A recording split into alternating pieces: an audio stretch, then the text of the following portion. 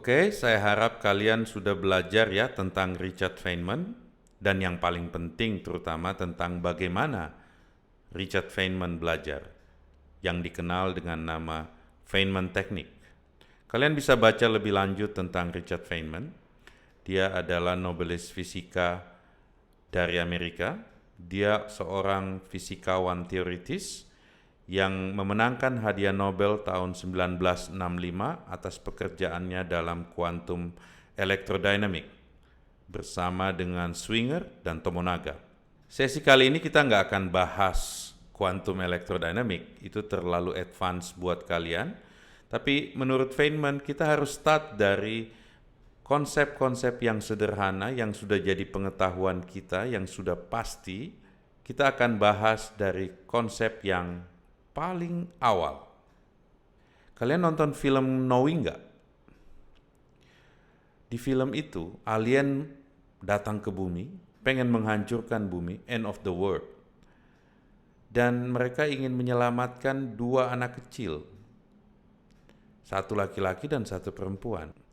Saat terakhir kedua anak itu akan naik ke pesawat, bapaknya itu ingin mengatakan sesuatu tentang semua pengetahuan kita mengenai fisika. Tapi nggak boleh panjang. Hanya boleh satu kalimat, karena waktunya mepet. Kira-kira apa yang akan bapaknya katakan kepada dua anak itu tentang rangkuman pengetahuan fisika kita sebagai manusia? Ayo tebak. Kira-kira dia pengen cerita apa? Waktunya terbatas dan cuma bisa mengatakan satu kalimat. Dengan kalimat itu, dia berharap bahwa kedua anak itu bisa bertahan hidup di planet yang baru dengan membuat banyak alat-alat dan teknologi. Kira-kira apa kalimat itu?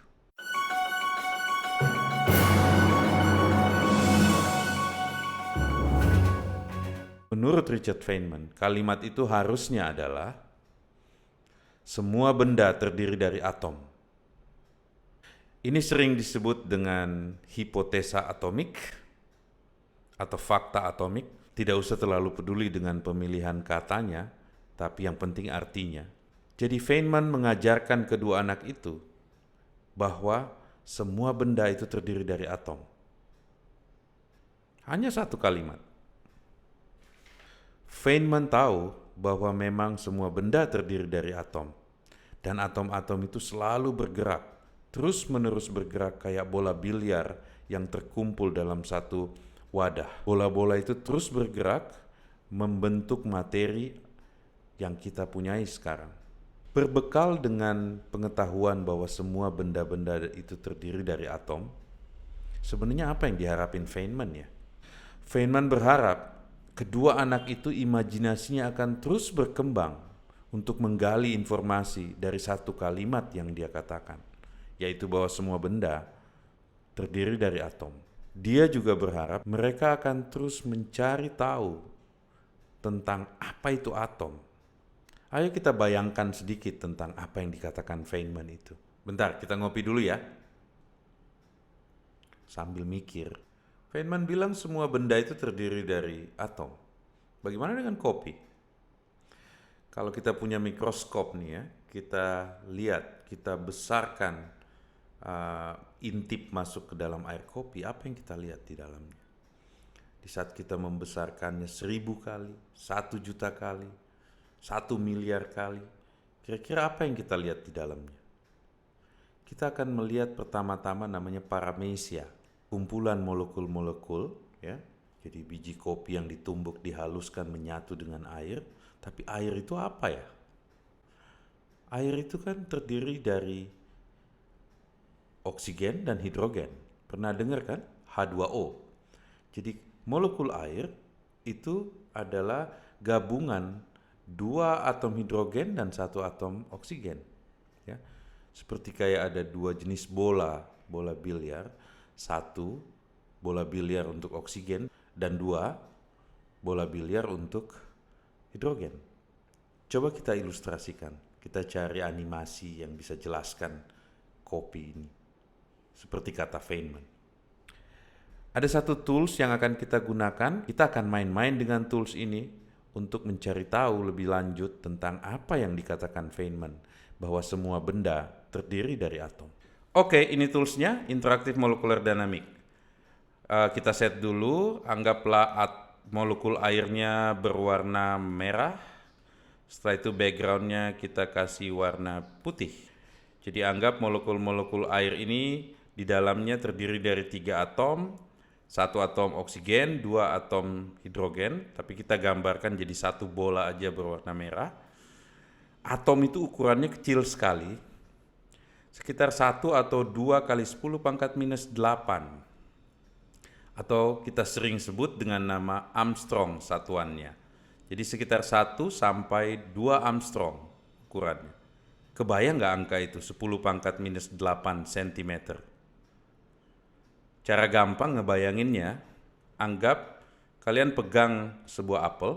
Apel itu dibesarkan sebesar bumi, maka atom itu seperti bumi dibandingkan apel yang ada di tangan kalian. Kecil sekali ya. Oke, Feynman bilang bahwa atom-atom dan molekul-molekul itu terus bergerak. Jadi seperti ini dia terus bergerak. Mereka kadang-kadang menghantam dindingnya, kadang-kadang bertabrakan tapi tidak bisa menyatu. Mereka tarik-menarik kalau jaraknya berjauhan, tapi kalau saat berdekatan mereka tolak-menolak. Apa yang terjadi kira-kira kalau temperaturnya kita tinggiin? Misalnya, kita panaskan. Ketika dipanaskan, gerakan atom-atom akan semakin cepat. Semakin sering mereka menabrak wadahnya. Tapi kalau kita dinginkan, atom-atom itu akan bergerak melambat. Kita turunkan lagi temperaturnya, dia akan melambat. Kalau kita dinginkan terus-menerus, kira-kira mendekati nilai 0, maka atom-atom itu saling berdekatan membentuk pola-pola seperti kristal.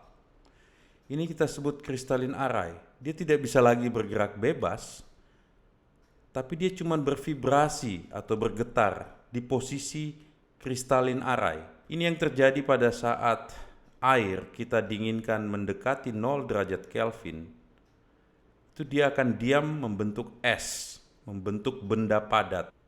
Kalau kita panaskan lagi, dia akan mencoba untuk bergerak kembali.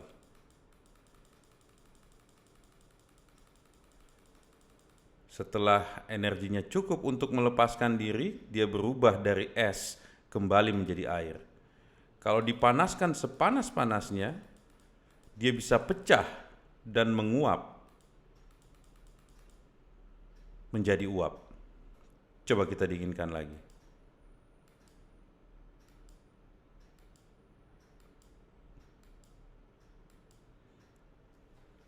Oke.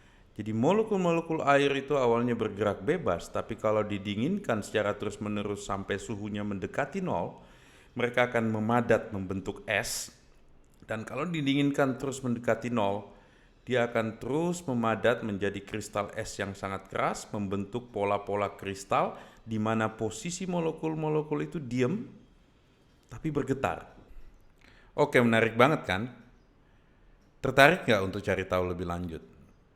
Tadi kalian lihat, kalau dipanaskan semakin tinggi suhunya atau temperaturnya, dia akan bergerak lebih cepat. Kalau didinginkan, dia akan melambat. Didinginkan terus dia akan menjadi es. Apa sih hubungannya antara molekul-molekul tadi dengan temperatur? Kalian juga tadi lihat bahwa dia saling tabrak-tabrakan dengan dindingnya. Dia akan memberikan tekanan yang semakin banyak tabrakan itu akan semakin besar tekanan terhadap wadahnya. Kita setup eksperimen untuk pelajari lebih lanjut apa hubungannya jumlah molekul, temperatur, dan tekanan, dan terhadap volume wadahnya. Apa aja alatnya? Pertama, kita punya wadah yang isinya gas. Volume dari wadah ini bisa kita kontrol dengan mengatur piston yang ada di sini. Dan jumlah molekul kita bisa atur dengan memompa gas A dan gas B untuk masuk ke dalam wadah. Kita akan mempelajari apa hubungan antara jumlah molekul tekanan yang diukur di sini, dan temperatur. Bagaimana cara mengukur temperatur? Di bawah sini kita kasih pemanas dan pendingin. Kita bisa panaskan dan kita bisa dinginkan. Menarik? Lab untuk eksperimennya udah ada. Ayo kita bereksperimen. Eksperimen pertama kita adalah kita mengisi dulu gas A dan B. Kita pompa masuk ke dalam supaya gasnya lumayan banyak. Ini dimatikan dulu.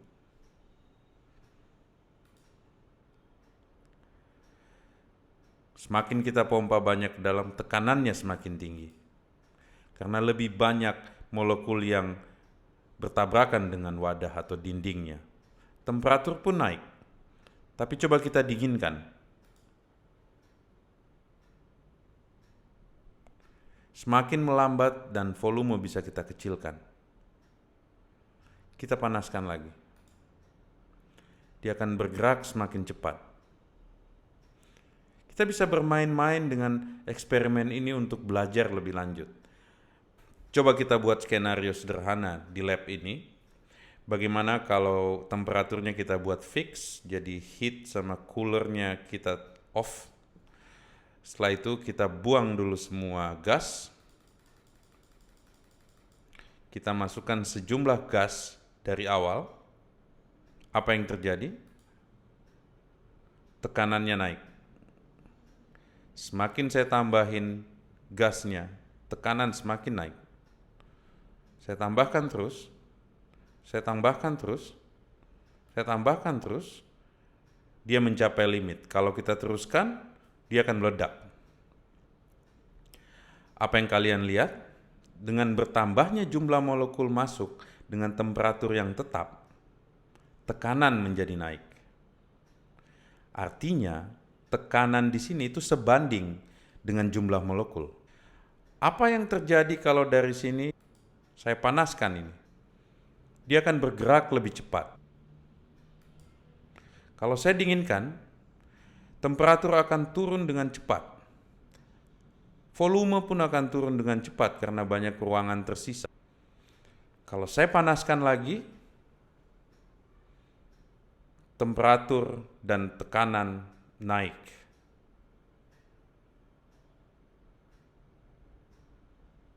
Didinginkan lagi, temperatur akan turun dan tekanan akan turun, sehingga volume juga turun secara drastis. Kalian bisa bermain-main dengan tools ini nantinya untuk pelajari lebih jauh apa hubungan antara tekanan, volume, dan temperatur. Oke, udah puas dengan eksperimennya? Nanti kalian bisa lanjutkan lagi eksperimennya untuk cari tahu apa hubungan antara tekanan, volume, dan temperatur. Ternyata tekanan berbanding lurus dengan jumlah molekul.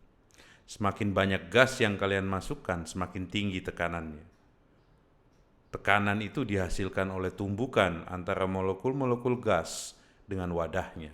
Kalian juga udah melihat bahwa kalau tekanannya ditambahkan, molekul-molekul akan bergerak lebih cepat, menghasilkan lebih tinggi tekanannya, dan kalau didinginkan, molekul melambat, menurunkan tekanannya.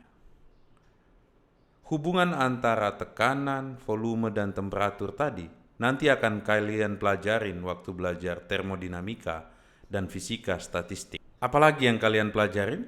Ternyata kalau air didinginkan, di dalamnya ada oksigen dan hidrogen didinginkan, dia akan terus membeku menjadi es, membentuk kristal, benda padat. Kalau diturunkan terus suhunya mendekati absolut 0 atau 0 Kelvin, atom-atom akan berhenti bergerak. Tapi ada atom yang menarik sekali, helium.